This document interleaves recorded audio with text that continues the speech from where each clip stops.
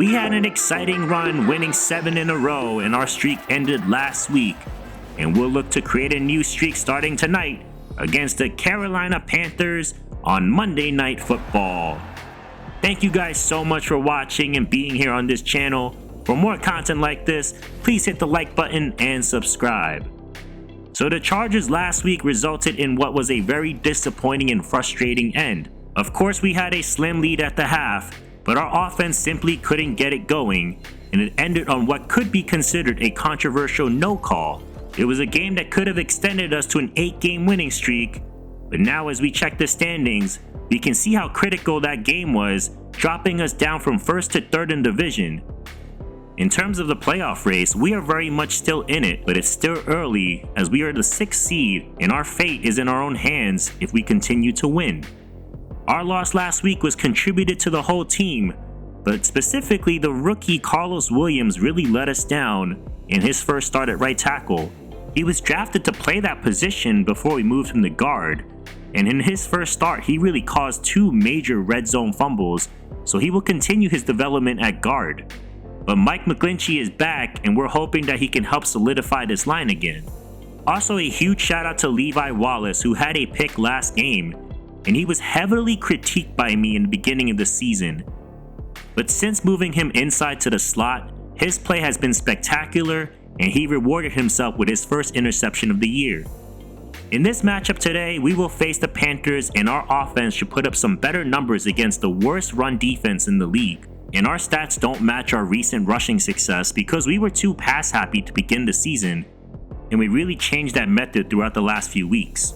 Speaking of rushing yards, we have a revenge game for former Denver Bronco Javonte Williams, who's returning to Denver for the first time since being traded this past offseason, and we should be familiar with his game to keep him in check.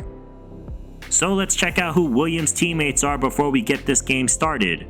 Bryce Young is at quarterback, running back is Javonte Williams, and we might see some Chuba Hubbard as well. Fullback is the rookie Tim Trenkel. Receivers are Adam Thielen, Jonathan Mingo, and Paris Campbell, so no upgrade there to help Bryce Young. Tight end is Gerald Everett. Left tackle is Ike Mekwonu. Left guard is Brady Christensen. Center is Bradley Bozeman. Right guard is Austin Corbett. Right tackle is Taylor Moton. On defense, Chris Wormley and Daye Odeyingbo are defensive ends. Nose tackle is Derek Brown. At edge, it's DJ Johnson. Off-ball linebackers are Shaq Thompson and Rashad Evans, and maybe some Micah McFadden as well. Other side of edge is Brian Burns. Corners are J.C. Horn, Dante Jackson, and the rookie Oscar Carter. And the safeties are Xavier Woods and Jeremy Chin. We'll look to be recovering back at home after a loss and doing it in front of our home fans. And we'll make the most out of this chilly Denver air that the Panthers aren't used to be playing in. As they look to stay warm in this hostile environment, we'll be aiming for another hot streak to start today. Panthers to receive it on offense to start. And into the chilly thick air it goes. As week 13 is underway, this is taken back up the middle and finally brought down. Nice return there, and Bryce Young and this Panthers offense will start at the 28-yard line. Young in his second year still hasn't received the help needed to build around him, so it'll be interesting to see how he'll perform against one of the top defenses tonight. First play of the game, they run it with Williams and stopped immediately.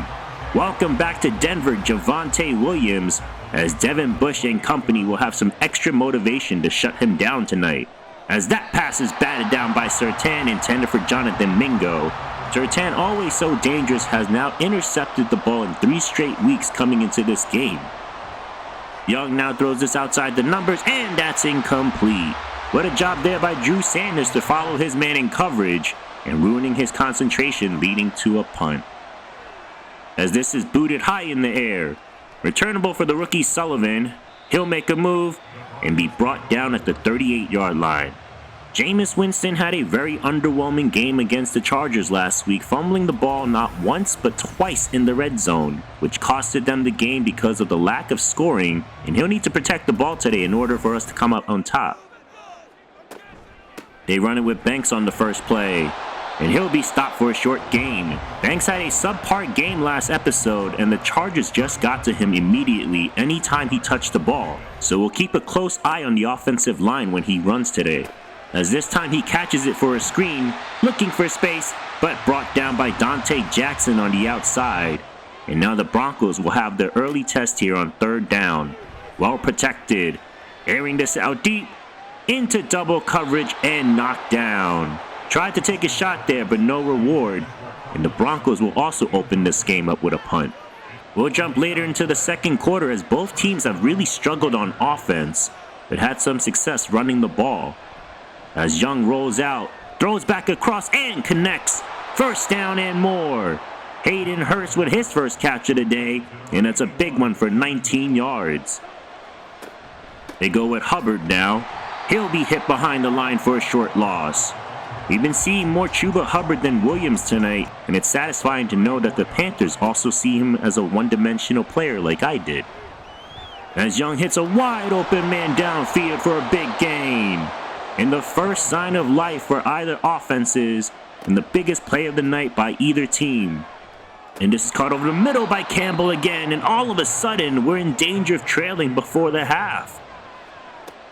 Young now swings this out to the flat, and Thielen will pick up the 1st down. Never a good matchup when you have Drew Sanders one-on-one with him. Looking downfield, throws, and that's almost another pick by Surtain, but he couldn't hold on. Would have been 4 straight weeks with a pick. Instead, the Panthers get new life. They pick up the blitz. Now time runs out. Nate Gills once again swimming into the backfield to bring him down, and the Panthers will burn a timeout. 3rd and long. Young drops back. He throws, and that's nowhere near and out of bounds. So the Panthers will just settle for 3 after their longest drive of the night. This will take him to the half with a lead. And it is good. And we'll jump into halftime with a disappointing 3-0 score. The offense was so out of sync, it wasn't even worth showing. And this offense has been frustrating to watch since the last episode as well. Halftime report.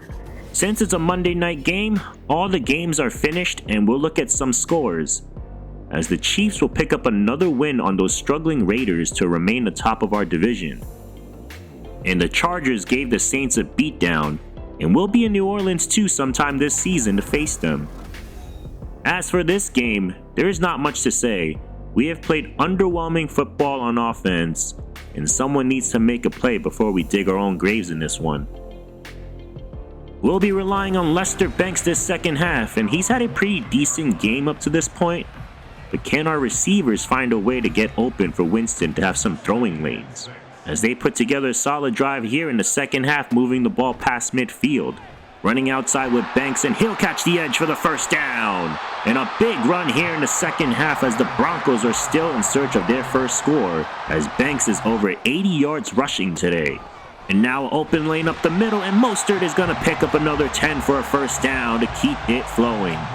We've been waiting patiently all game, and now the Broncos may have put together a formidable drive, as this time Banks will get stopped from behind the line, and that has probably been the one time the Panthers have been able to contain him in this game. And Winston throws for the end zone, and that's out of reach and out of bounds. This drive is beginning to feel out of reach as well on 3rd and long. Throwing towards the end zone again, and caught for the touchdown.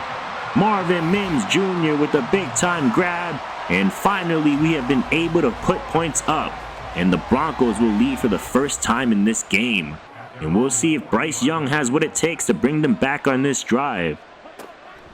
And he throws, and completed. Still on his feet and finally brought down. Young has completed 67% of his passes tonight, but also in search of his first touchdown pass. He throws right, and it's intercepted! Carl Barrington with his first pick, and taking this back inside Carolina territory. A big mistake there by Young, and Barrington can add this ball to his trophy case. It wasn't a gimme either, as Barrington made an acrobatic catch to snatch that away from Campbell. Great job there by the rookie, and hoping for a good job on offense as well. They go with Banks after the interception, and he'll just pick up a couple. Banks having a much better game tonight than he did last episode, as Winston throws over the middle and into the chest of Sutton, who holds on to the ball for the first down. Great concentration there by Sutton to secure it as Jackson was dragging him down. Going on empty on first down. Stepping up, and he's sacked from behind by Chris Wormley. And luckily Winston was able to hold on to the football there, as this pass is caught by Sutton, and that will put a much stronger end to this third quarter. Needing 3 yards to keep the sticks moving, and that's caught for the first down by Marvin Mims with another big catch to add to his touchdown last quarter. First and goal. Winston with tons of time. Throws us outside, and Dulcich able to hold on before being pushed out of bounds. Second and goal. Banks running left, and he'll walk in. Time to cash out as Banks deposits another touchdown for the Broncos to extend their lead, and displaying to the world on prime time that he's the new Banks of America. Panthers desperately need a score here late in the fourth, looking downfield, but down goes Young. Gills fishing out any breathing room, and a big loss of 7 on the play. Throws underneath, and that's incomplete past the diving Thielen. And Young looks a bit frantic after that sack. Broncos send pressure here on third down. Stepping up, and down he goes again. Riley Moss, first one in that pile. And the Panthers have no choice but to go for it here. And matters get worse for them as they jump early.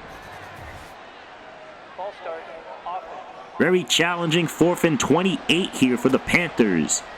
Young will take the deep shot outside and swat it away. Barrington almost came down with his second interception of the game, but either way, we will end up with the football to finish this one off.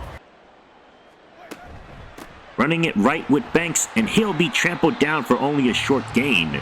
Much better performance in this contest for Banks, now at 90 yards and a score.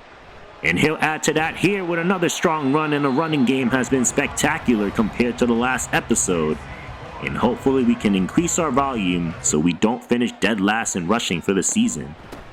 As a hole opens up, and Banks will pick up the first down, and crossing the 100-yard rushing mark once again. Winston burning the play clock. He'll throw, and that pass is incomplete. Shocking that they didn't try to run more of the clock here. He'll do it here, but Banks unable to get more than a yard, but this will take us down to the 2-minute warning. No surprise here, Banks gets it and tackled down. Timeout Panthers, so the field goal team is out, but it doesn't close this game out just yet. And Cunningham will nail it, and we have a 2-score lead. Panthers picked up a first down, but took a lot of time doing so. Young will check this down. He's hit immediately, and Carolina will burn another timeout. 28 seconds left in the game. Ball is snapped. Sanders blitzing, comes flying in to take down Young for a sack. And that will force the Panthers to burn their final timeout. Third and very long. Young looking downfield. Now he scrambles, throws, and this will just go out of bounds. Last chance for the Panthers, with better protection here, taking a shot, and that's caught. First down, and Paris Campbell with another big catch to keep this game going. Dropping back, throws, and caught again by Paris Campbell for another first down. Panthers putting up a strong fight in the last few seconds. First and goal. Rolling out right, and he'll just toss this out of bounds. And this next play should be the last. To the end zone, and that's broken up. And the defense prevails, preventing a touchdown. Excellent job by the defense once again, and the Panthers had absolutely no chance the way we pressured Bryce Young in forcing him to make mistakes. And the final score here finishes with a mere 17-3 victory. I was definitely worried about the other side of the ball because I didn't think we've been shut out in the first half all season. And the fact that we were facing this type of defense that isn't good was a disappointment. However, we did accomplish what I thought we knew we would be successful at, which is running the ball. Lester Banks once again crossing the 100-yard rushing mark with another score, and honestly, this game could have gone differently if he didn't perform the way he did tonight. Speaking of running backs, Javonte Williams had a terrible return here in Denver, as Chuba Hubbard actually had more touches than him. But a lot of props to Drew Sanders in this game, who really grew up before our eyes. He was able to blitz well, stuff the run, and make plays out in coverage. So a big step up for the young linebacker. So here in week 13, we'll take a deeper dive into the draft, specifically with quarterbacks and running backs. To do this the most effective way to not take too much time, I'll take a look at a few players starting with the running backs. And I'll do this for each evaluation where I'll scroll quickly, and if you see a player that you want me to take a deeper look at, just leave it in the comments section. When I'm drafting a running back, the first thing I want to look at is the ball carrier vision, which almost always needs to be an A for me to consider them. Granted, we do have Lester Banks, but it shouldn't shy us away from still considering a running back if there's a good one out there. In this class, however, I'm only interested in about 6 of them, but I'll talk through some of them here. The first one is Jarius Perry, 22 years old, 5'11", 203 pounds out of LSU. He's a fine athlete, not out of this world, but to me being a top running back is a little too rich for my blood, which tells me this class may not be that strong if he's number 1. The next guy is Leroy Browning, 21 years old out of Tennessee at 5'11", 206 pounds. He's got a B for ball carrier vision, but he's probably the best athlete out of the bunch. And he might do well in the passing game based off his player skills.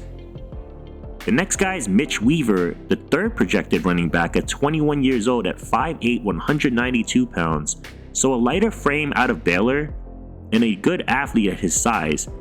But I love guys who can catch out of the backfield, and he certainly has that skill set. The last guy is a sleeper for me, and that's Glenn Hicks. He's a power back at 21 years old, 5'10", 227 pounds out of Washington State.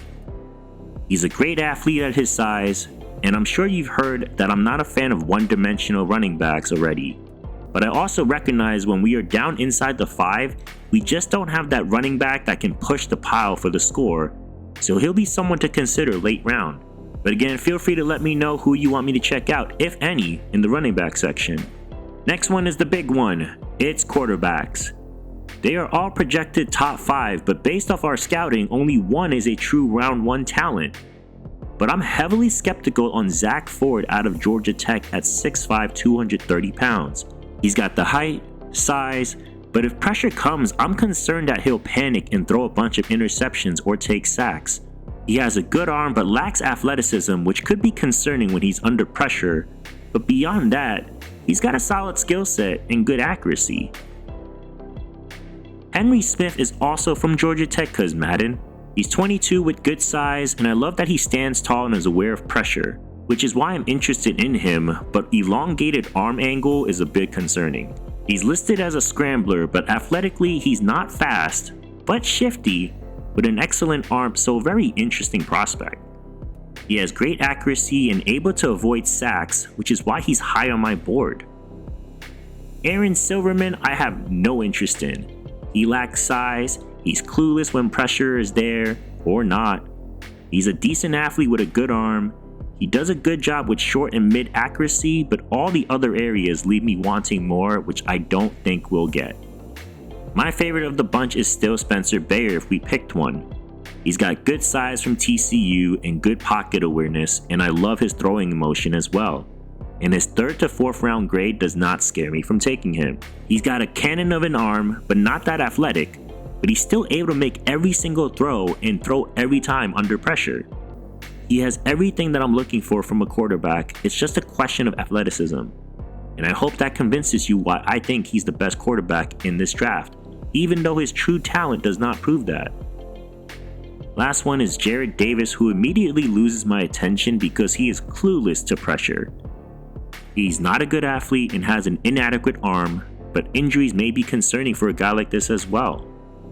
So there you have it, my evaluations for quarterbacks and running backs.